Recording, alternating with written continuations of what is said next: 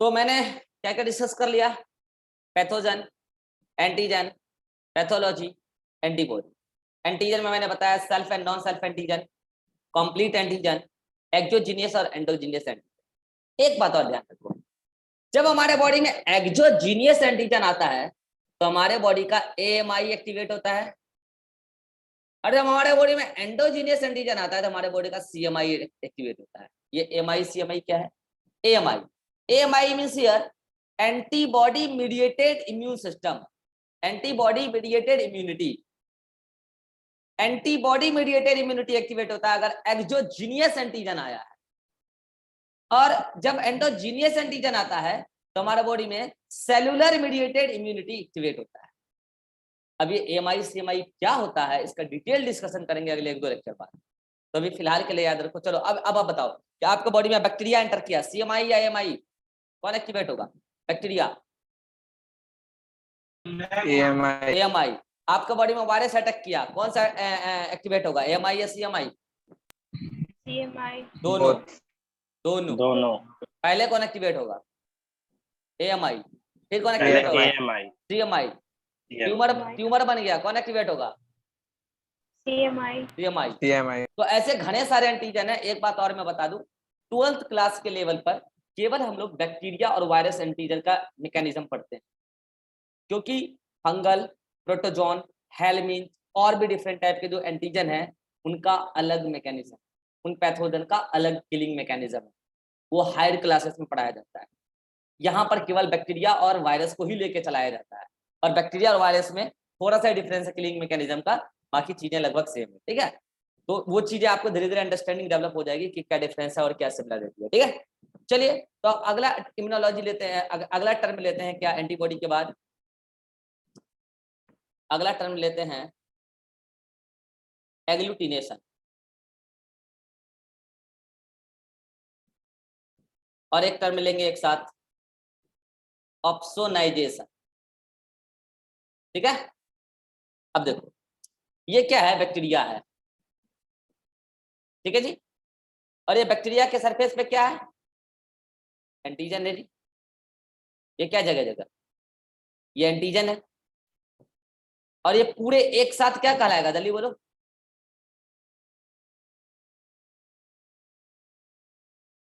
Bacteria along with antigen क्या कहलाएगा? Pathogen. Pathogen. अब क्या है कि जब आपके बॉडी में बैक्टीरिया आया, जल्दी बोलो, एएमआई या सीएमआई? एएमआई। एएमआई मतलब एंटीबॉडी बन जाएगा। कौन बनाएगा एंटीबॉडी? प्लाज्मा बी सेल बनाएगा। कब बनाएगा, कैसे बनाएगा, वो सारी चर्चा आगे हो जाएगी। ठीक है, तो मान लो एंटीबॉडी बन गया, अब वो एंटीबॉडी क्या करता है? ये इसके साथ आके बाइंड करता है ऐसे। ठीक है जी, ये ऐसे बाइंड कर गया, मतलब सारे के सारे एंटीजन के साथ क्या हो जाएगा? एंटीबॉडी यहाँ आके बाइंड कर जाएगा। मैं इंसर्ट ऐसे डायग्राम बना दे रहा हूं, देख रहे हो? एंटीजन के साथ एंटीबॉडी क्या कर रहा है? बाइंड कर रहा है। The interaction between antigen and antibody is called as agglutination. The interaction between antigen and antibody is called as agglutination. यही जो है ये रिएक्शन, दिस इज इंटरेक्शन, और केमिकल रिएक्शन भी बोल सकते हो। Interaction between antigen and antibody is called as agglutination. अब what is opsonization? ऑप्सोनाइजेशन का मतलब होता है कोटिंग। एक बात बताओ, अभी ये पूरा का पूरा पैथोजन था ना, अभी थोड़ी देर पहले आपने बोला कि ये पैथोजन है, बैक्टीरियल पैथोजन है, उसका एंटीजन बाइंड कर गया किसके साथ? ये एंटीजन है, ये एंटीजन है, ये एंटीजन बाइंड कर गया किसके साथ? एंटीबॉडी के साथ। ये एंटीबॉडी है। अब सुना ध्यान से, क्या इस बैक्टीरिया का, क्या इस पैथोजन का each and every antigen bind हो चुका है एंटीबॉडी के साथ? यस और नो? यस। तो जो ये हमारे बॉडी में आया तो ये अब ओरिजिनल फॉर्म में है या प्रोसेस्ड फॉर्म में है? प्रोसेस फॉर्म में। अब इस प्रोसेस्ड फॉर्म को हमारा बॉडी का इम्यून सिस्टम इजीली रिकॉग्नाइज करता है, उसको इजीली पहचानता है, and that coating of pathogen which helps recognition of pathogen easily in our body by our immune system is called as opsonization. तो क्या बोलेंगे opsonization का मतलब? coating of pathogen by antibody which helps easy recognition of what? Pathogen by our immune system.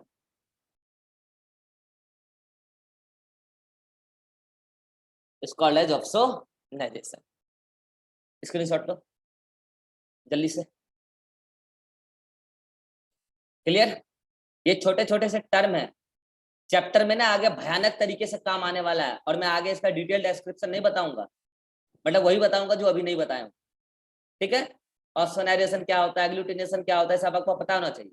और मैं आपको एक बात और बता देता हूँ, ये जो एग्लूटिनेशन जब होता है ना, तो एंटीजन एंटीबॉडी के बीच में ना केमिकल बॉन्ड बनते हैं, टेम्पररी बॉन्ड, हाइड्रोजन बॉन्ड बनते हैं। कोवलेंट में तो शायद ही कभी बने, मोस्टली हाइड्रोजन बॉन्ड वगैरह बनते हैं। ठीक है?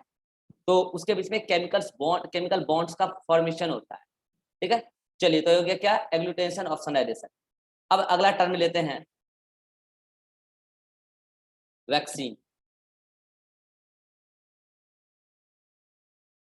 ठीक है? वैक्सीन। और एक टर्म लेंगे सीरम, एंटी सीरम।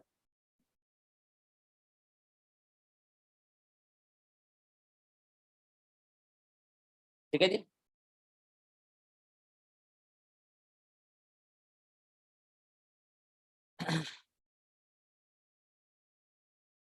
एक और टर्म ले लेंगे, रुक जाओ, टॉक्सिन।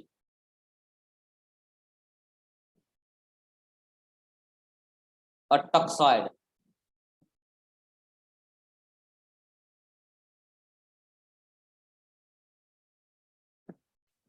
चलो अब चलते हैं सबसे पहले वैक्सीन पर। पता है वैक्सीन क्या होता है? वैसे वैक्सीन में आगे बहुत डिटेल में पढ़ाऊंगा। एक बात बताओ, आपने सुना होगा अभी कोरोना काल में तो खूब सुना होगा कि जिसको एक बार कोरोना हो गया, संभावना है कि उसको कोरोना ना हो। हालांकि इसका एक्सेप्शन भी देखने को मिला हमारे सोसाइटी में, लेकिन इन जनरल नहीं होता है। जिसको एक बार कोरोना हो गया दोबारा नहीं होता है, या फिर जिसको एक बार चेचक हो गया उसको दोबारा चेचक नहीं होता है, जिसको एक बार डेंगू हो गया उसको दोबारा डेंगू नहीं होता है, जिसको एक बार स्वाइन फ्लू हो गया उसको दोबारा स्वाइन फ्लू नहीं होता है। क्या कंसेप्ट है? क्या कंसेप्ट है? तो आगे मैं आपको बताऊंगा डिटेल में। हमारे बॉडी में जब पैथोजन अटैक करता है ना, तो आपको पता है कि हमारे बॉडी में पैथोजन अटैक करने के बाद एंटीबॉडी बनता है, और एंटीबॉडी से लड़ता है। ठीक है? अगर वो बैक्टीरियल पैथोजन है तो। ठीक है? अगर वायरल भी है तो पहले एमआई तो एक्टिवेट हुआ ही होगा, एंटीबॉडी बना होगा। तो हमारे बॉडी में जब वो पैथोजन अटैक करता है, जब उसको मार पीट के खत्म कर लिया जाता है, तो हमारे बॉडी का इम्यून सिस्टम का कुछ सेल एज अ मेमोरी उस एंटीजन को याद रख लेता है कि ये हमारे बॉडी में अटैक हुआ है। तो जब दोबारा सेम एंटीजन अटैक करेगा, तो हमारे बॉडी में उसके रेस्पॉन्स में समय उतना नहीं लगेगा जितना फर्स्ट टाइम लगा। यहाँ पे दो टर्म आती है, एक टर्म आता है प्राइमरी इम्यून रेस्पॉन्स और एक टर्म आता है secondary immune response. Primary immune response, secondary immune response. जब पहली बार कोई पैथोजन अटैक करता है तो प्राइमरी इम्यून रेस्पॉन्स होता है, उसके लिए एंटीबॉडी बनता है और वो कंपैरेटिवली स्लो होता है। यस, वो कंपैरेटिवली स्लो होता है। और जब दूसरा बार वही सेम पैथोजन अटैक करता है, तो पहले से आधी तैयारी करके रखी हुई है, पहली बार जब अटैक हुआ था, अब तो बस धाधा एंटीबॉडी बनाना है, मेमोरी बना के रख लेते हैं, तो ये थोड़ा फास्ट होता है, कंपैरेटिवली फास्ट होता है। और फास्ट एंड एनामिस्टिक, एनामिस्टिक का मतलब समझते हो? Memory based response, anamnestic response, memory based response है, पहले से याद करके रखा गया कि ये पैथोजन आया था कभी हमारे बॉडी। तो दो तरीके का रेस्पॉन्स होता है, primary immune response and secondary immune response. एक बात बताओ, अगर आपके बॉडी में कोरोना आया और आप जिंदा रह गए, तो सेकेंडरी इम्यून रेस्पॉन्स अच्छा आएगा, ये सही बात है। दोबारा कोरोना का अटैक आपके बॉडी में होगा तो आपको हार्म नहीं पहुंचा पाएगा, क्योंकि आपके अंदर पहले प्राइमरी इम्यून रेस्पॉन्स के दौरान मेमोरी का फॉर्मेशन हुआ था। कैसे होता है बताएंगे आगे, मॉलिक्यूलर मेमोरी बन जाता है फिर बॉडी के अंदर। लेकिन एक बात बताओ, अगर हम ये इंतजार करें कि हमको कोरोना अटैक होगा तो हमारा प्राइमरी इम्यून रिस्पॉन्स बन जाएगा तो दोबारा कोरोना अटैक से बच जाएंगे, तो एक बार बताओ प्राइमरी इम्यून रिस्पॉन्स के दौरान अगर हमारा बॉडी उससे कॉप अप नहीं कर पाया, अच्छे से लड़ नहीं पाया, तो मामला नहीं निपट जाएगा? सोच के देखो। हम ये इंतजार करेंगे कि एक बार डेंगू हो जाए तो हमारे बॉडी में उसके लिए मेमोरी बन जाएगा तो दोबारा कभी डेंगू नहीं होगा, और कहीं अगर पहले अटैक में ही मामला निपट गया तो फिर तो सेकेंडरी इम्यून रिस्पॉन्स बनने से रहा, आदमी निपट लिया, निकल लिया, तो फिर क्या करें? तो साइंस धीरे धीरे आगे बढ़ी, टेक्नोलॉजी आगे बढ़ा, तो पता चला कि जो पैथोजन जो हमें अटैक करता है ना, हम इस पैथोजन की पैथोजेनिसिटी, क्या बोल रहा हूं मैं, पैथोजेनिसिटी को डिस्ट्रॉय कर देते हैं। Pathogenicity is the power, ability to cause the disease. दो टर्म होता है, पैथोजन के पास दो चीजें होती है, एक होता है पैथोजेनिसिटी और एक होता है antigenicity. Pathogenicity is the ability to cause the disease, antigenicity और immunogenicity is ability to activate our immune system. चाहो तो लिख लो, जहां पैथोजन लिखे थे वहीं पे लिख लो, चाहो तो लिख लो, हैव both what, बोलो, पैथोजेनिसिटी एंड what, बोलो, इम्यूनोजेनिसिटी और इसी को बोलते हैं एंटीजेनिसिटी। एंटीजेनिसिटी, चलो दोनों का मीनिंग लिखो जल्दी से, इसका मतलब क्या है?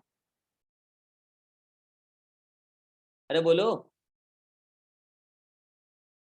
एबिलिटी टू काउज डिजीज, और इसका मतलब क्या है? एबिलिटी प्रोटेक्ट, नहीं, ability to activate our immune system, our immune system.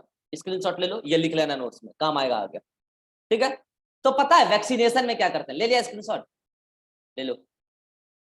तो पता है वैक्सीनेशन में क्या करते हैं, हम पैथोजन को पकड़ते हैं और उस पैथोजन को पकड़ के उसकी पैथोजेनिसिटी को डिस्ट्रॉय कर देते हैं और एंटीजेनिसिटी को रहने देते। अब मुझे बताओ, अगर ऐसा पैथोजन जो जिसकी पैथोजेनिसिटी डिस्ट्रॉय हो चुकी हो और एंटीजेनिसिटी हो और उसको हम अपने बॉडी के अंदर डिलीवर कर दें, तो मुझे बताओ मेरा इम्यून सिस्टम एक्टिवेट हो जाएगा कि नहीं हो जाएगा? जल्दी बोलो। हो जाएगा, और जब हमारी बॉडी में एक्टिवेट हो जाएगा तो प्राइमरी इम्यून रिस्पांस आएगा कि नहीं आएगा? आएगा, लेकिन क्या डिजीज हो पाएगा? लेकिन क्या डिजीज हो पाएगा? नहीं हो पाएगा। अब बताओ, आप डिजीज, आप इसी को बोलते हैं vaccine, process called as vaccination. अब आप वैक्सीनेशन करा के आराम से घूम रहे हो, कल को अगर रियल अटैक हो गया पैथोजन का, तो मुझे बताओ आपके बॉडी में सेकेंडरी इम्यून रिस्पांस आएगा कि प्राइमरी इम्यून रिस्पांस आएगा? सेकेंडरी। और वो फास्ट होगा कि स्लो होगा? स्लो, फास्ट, तो डिजीज होने की संभावना होगी कि डिजीज होने की संभावना नहीं होगी? नहीं होगी। This is the working of vaccination. हालांकि इसको मैं आगे डिटेल में बताऊंगा। This is the working of vaccination, simple बात में समझो। तो मुझे बताओ, वैक्सीनेशन डिजीज के पहले की प्रक्रिया है या डिजीज के बाद की प्रक्रिया है? डिजीज के बाद, पहले की। अब मैं आपको दो टर्म बता रहा हूँ, आप यहाँ पे और जल्दी से। एक टर्म बताऊंगा मैं आपको अभी, प्रोफाइलैक्सिस, प्रोफाइलैक्सिस, और एक टर्म बताऊंगा ट्रीटमेंट।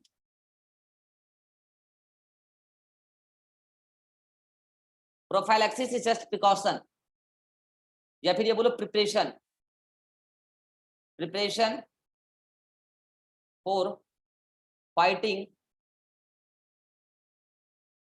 Pathogen before disease. और ट्रीटमेंट होता है, treatment is the preparation for fighting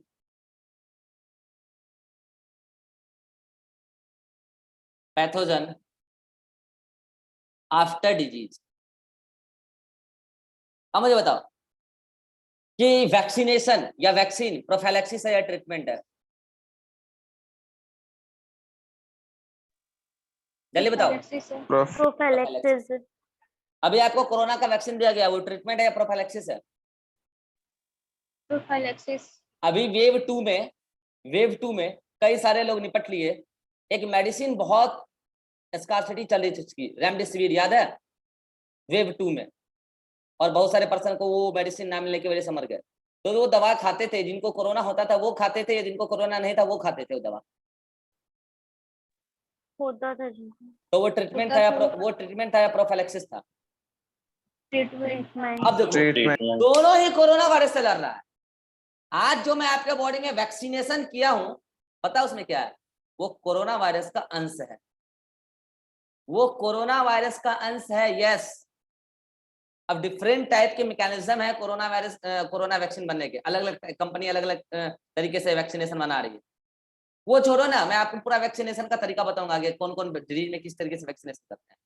किसी न किसी तरीके से हमने एक्चुअल में पैथोजन ही आपके बॉडी में एंटर करा दिया, बट उसमें पैथोजेनिसिटी नहीं है, डिजीज नहीं हुआ, मगर एंटीजेनिसिटी है। आपका इम्यून सिस्टम एक्टिवेट हो गया, मेमोरी बना के रख लिया, प्राइमरी इम्यून रिस्पांस बन गई, और प्राइमरी इम्यून रिस्पांस आया और मेमोरी बन गया।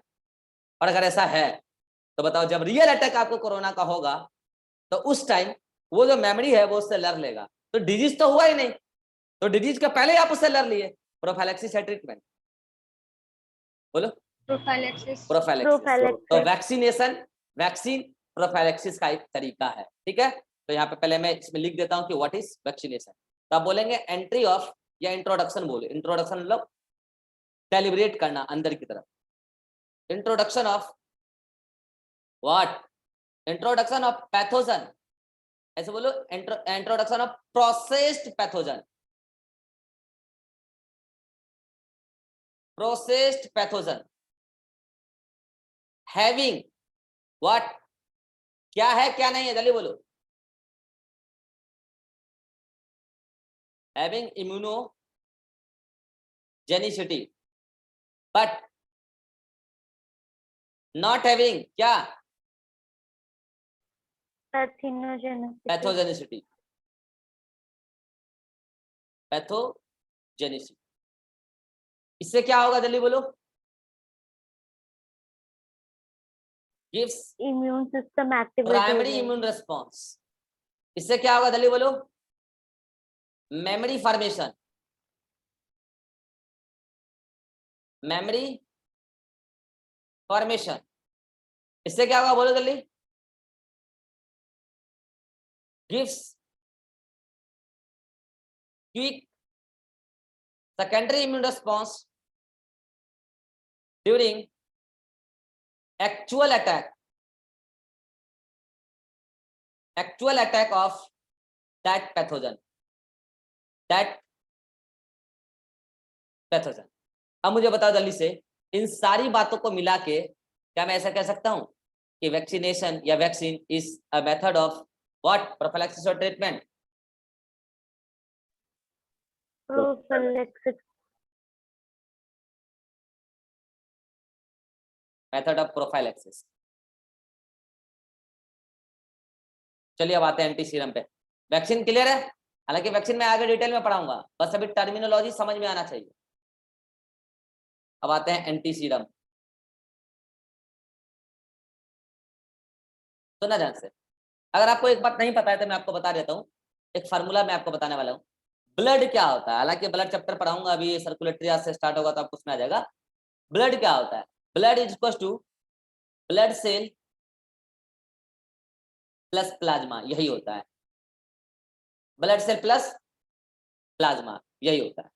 तो अगर मैं कल को आपसे प्लाज्मा का फार्मूला पूछूं तो आप क्या बोलोगे? जल्दी बोलो, जल्दी बोलो, देख के बोलो। Plasma is equal to blood minus blood cell. Blood minus blood cell. और आपको 3 टाइप का तो ब्लड सेल पता ही है पहले से, जल्दी से बोलो कौन कौन? आरबीसी, WBC, प्लेटलेट्स और प्लेटलेट, यही 3 टाइप के होते हैं। तो अगर मैं प्लाज्मा में से कैसे भी ब्लड सेल को हटा दूं तो क्या, सॉरी, ब्लड में से कैसे भी ब्लड सेल को हटा दूं, क्या मिलेगा? प्लाज्मा। अब इस प्लाज्मा में क्या होता है? इस प्लाज्मा में क्या होता है? प्लाज्मा में होता है, सुन लो ध्यान से, plasma protein, plasma protein, water, salt etcetera, mainly यही होता है। कुछ हार्मोन्स वगैरह भी होते हैं, मेनली यही होता है। अब ये प्लाज्मा प्रोटीन कई प्रकार के होते हैं, एल्बुमिन, ग्लोबुलिन। तो ये जो एक मैंने बोला ग्लोबुलिन, वो ग्लोबुलिन भी कई प्रकार के होते हैं, अल्फा बीटा गामा। तो जो गामा ग्लोबुलिन है ना, वही क्या है, गामा ग्लोबुलिन। गामा ग्लोबुलिन ही क्या है, एंटीबॉडी है। तो एंटीबॉडी जो अभी आप यहाँ पे लिखे थे, एंटीबॉडी कहाँ लिखे थे, यहाँ पे लिखे थे ना एंटीबॉडी। अभी थोड़ी देर पहले मैंने बोला था कि एंटीबॉडी ग्लाइकोप्रोटीन बोला था, अरे जल्दी बोलो। Yes sir. तो ये कौन सा प्रोटीन है पता है, गामा ग्लोब्यूलिन प्रोटीन है।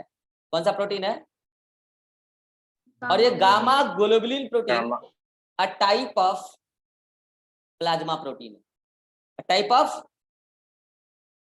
Plasma protein. ठीक है जी। तो मुझे एक बार बताओ, इस प्लाज्मा में एंटीबॉडी भी होगा, यस और नो, होगा ना। गामा ग्लोबुलिन लिख देता हूं, हैव गामा ग्लोबुलिन। ठीक है जी। तो मुझे एक बात बताओ, आपके बॉडी में अगर कोई पैथोजन अटैक किया तो एंटीबॉडी बनेगा, एंटीबॉडी बी सेल बनाएगा, और वो कहाँ होगा, प्लाज्मा में ही होगा, गामा ग्लोबुलिन प्लाज्मा में ही होगा। ठीक है। अब मैं चाहता हूं कि मैं उस प्लाज्मा से उस एंटीबॉडी को निकाल लूं, तो पता है संभव नहीं है, इन जनरल ऐसा संभव नहीं है। बोलो क्यों, कट लगेगा, ब्लड जम जाएगा ना, क्लॉटिंग मैकेनिज्म होता है ना, पढ़ाऊंगा सर्कुलेटरी सिस्टम में क्लॉटिंग मैकेनिज्म। कट लगेगा, जम जाएगा। क्यों जम जाएगा, क्योंकि इसी प्लाज्मा में एक और प्रोटीन है, and that are clotting protein,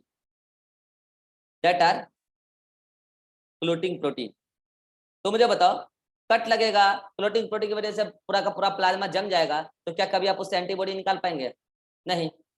तो क्या करें, अगर आपको निकालना है तो क्या करें, आप प्लाज्मा में से प्लाज्मा प्रोटीन माइनस कर दो, कर दें, बोलो जल्दी।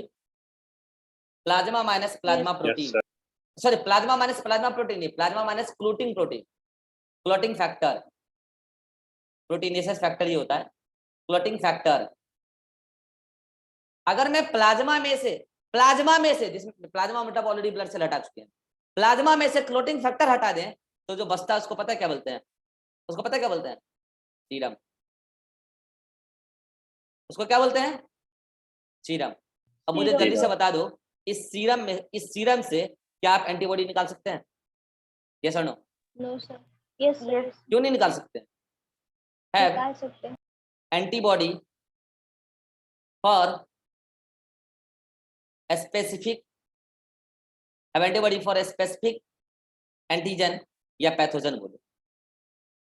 ये तो मैंने अभी आपको शॉर्ट में बताया ना, इसका पूरा डिटेल मैकेनिज्म होता है, एक्सपेरिमेंट होता है, इसको निकालना पड़ता है। अगर आप लोग कभी रिसर्च में गए, कभी काम किए, तो आपको पता चलेगा कैसे निकालना पड़ता है। पहले तो ब्लड निकालते हैं, और ये ब्लड किसी का भी नहीं ले लेना है, जिसको अटैक हुआ है पैथोजन का उसको लेना है। फॉर एग्जाम्पल, अगर मुझे एक कोई ऐसा एंटीजन ले लो, फॉर एग्जाम्पल जो कुत्ता काटता है, या स्नेक ले लो, स्नेक जो काटता है, तो स्नेक का जो टॉक्सिन होता है वो हमारे बॉडी के लिए एज ए एंटीजन एक्ट करता है, ठीक है, और हमारे बॉडी के इम्यून सिस्टम को बिगाड़ सकता है, और हमारा इम्यून सिस्टम उसे अगर नहीं ले पाया तो हम मर भी सकते हैं ड्यू टू टॉक्सिक इफेक्ट, ठीक है। तो जो स्नेक वीनम होता है उसमें जो टॉक्सिन होता है, अब हम क्या करते हैं कि हम उसके खिलाफ एंटीबॉडी अगर बनवाना चाहें पर्सन के अंदर, तो पर्सन तो निपट ही लेगा ना, हेलो, पर्सन तो निपट ही लेगा ना। तो हम लोग क्या करते हैं, जो स्नेक का इंजेक्शन आता है, मैं बताता हूँ कैसे बनता है। क्या करते हैं, एनिमल हाउस में, एनिमल हाउस जो लेबोरेटरी होता है ना, बड़ा बड़ा यूनिवर्सिटी या बड़ा बड़ा रिसर्च सेंटर, वहाँ पे एनिमल हाउस होता है, ठीक है। तो वहाँ पे चूहे पाले जाते हैं, वहाँ पे रैबिट पाला जाता है, हॉर्स पाला जाता है, पिग पाला जाता है, एक्सपेरिमेंट पर्पस के लिए, ठीक है।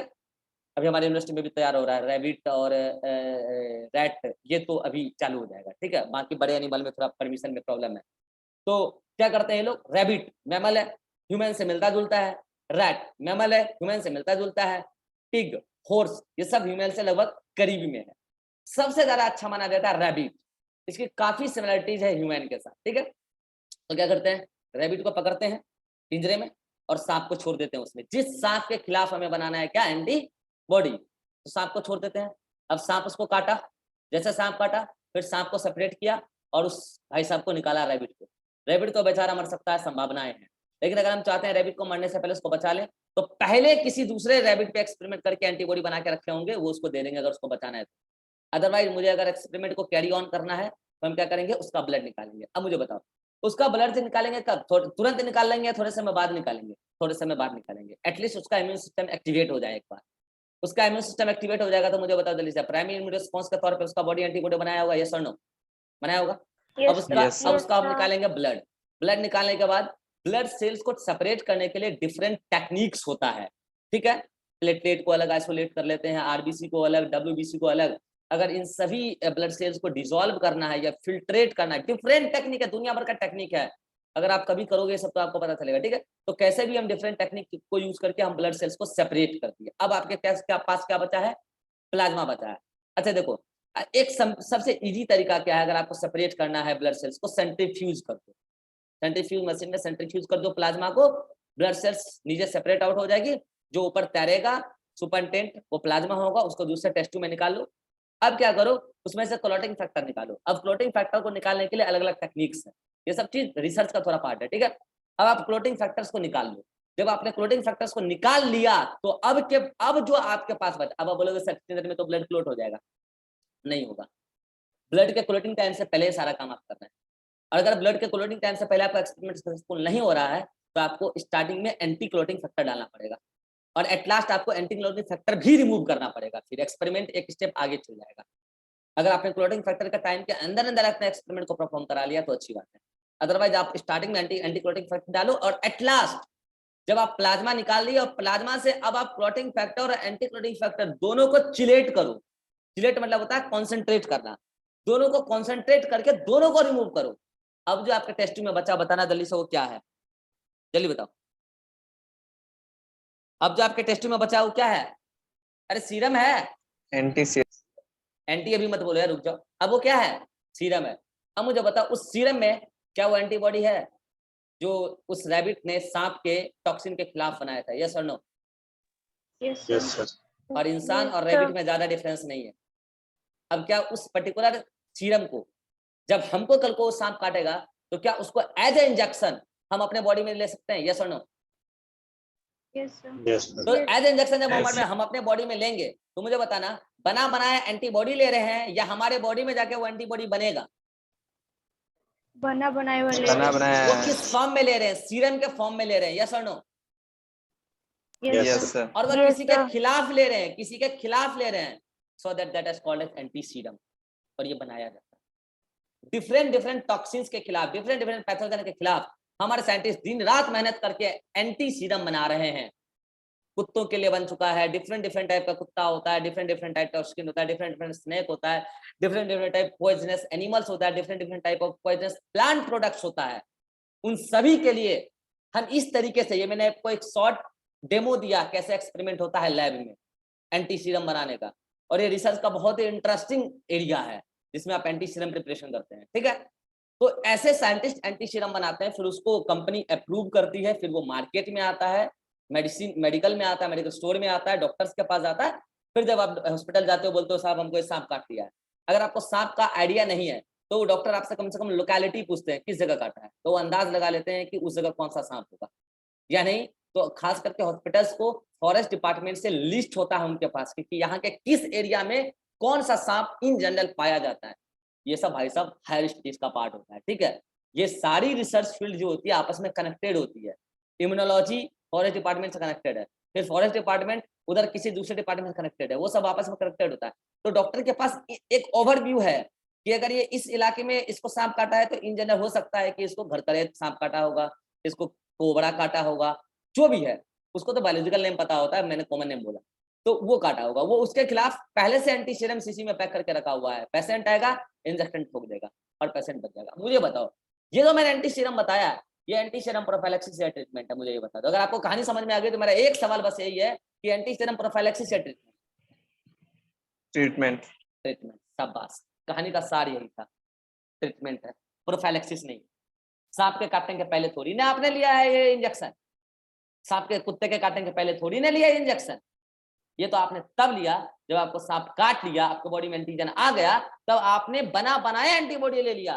क्योंकि अगर आप देर करते तो आप निपट ही लेते। तो मुझे बताओ, मैं जल्दी से यहाँ पे क्या लिख दूं? Anti serum, a method of, जल्दी बोलो, what? Treatment, a method of treatment. और ऐसे different type of anti serum हमने बना रखा भाई साहब लैब में। अब आप बोलोगे सर कोरोना के लिए बना लिया क्या? भाई साहब कोरोना के लिए तभी वैक्सीन बनाने में हाल खराब हो रहा है और आप एंटी सीरम की बात कर रहे हो हैं। बनाने का कोशिश किया जा रहा है कि अगर किसी को कोरोना अटैक हो गया, पता चल गया, टेस्ट पॉजिटिव आ गया, तो तुरंत उनको एंटी सीरम देकर ट्रीट करते हैं। तो that is the part of treatment. लेकिन अभी पहले हमारी गवर्नमेंट इस पे काम कर रही है कि हम पहले वैक्सीनेशन कर दें एक बार सबको, ठीक है, ताकि क्योंकि इसमें क्या है ना कि इसका जो इन्फेक्शन रेट है वो काफी ज्यादा फास्ट है। जब तक हम एंटी सीरम उसको डालेंगे तो पता चलेगा टेस्ट पॉजिटिव अगर तब तक तो पर्सन निपट ही लेता है।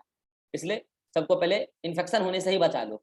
अभी हमारा काम वैक्सीनेशन पे चल रहा है और वैक्सीनेशन का जो मेथड है वो कोरोना वैक्सीन में बहुत वास्ट है, डिफरेंट डिफरेंट टाइप से वैक्सीन बन रहा है, ठीक है। जब मैं वैक्सीन पढ़ाऊंगा थोड़ा बहुत आइडिया और दे दूंगा। चलिए, ये सब चीजें आपको बेसिक बेसिक बातें मैं बता रहा हूँ, ऐसी बेसिक बेसिक बातें बता रहा हूँ जो आपको मेडिकल कॉलेज में बहुत हेल्प करेगी। Objective question, short answered question, मतलब आपको मजा ही आ जाएगा वहां पे, ठीक है। अब चलते हैं टॉक्सिन और टॉक्सॉइड्स पे। अभी थोड़ी देर पहले मैंने बात किया था कि सांप आया, सांप काटा, उसने कुछ रिलीज किया, दैट इज द टॉक्सिन।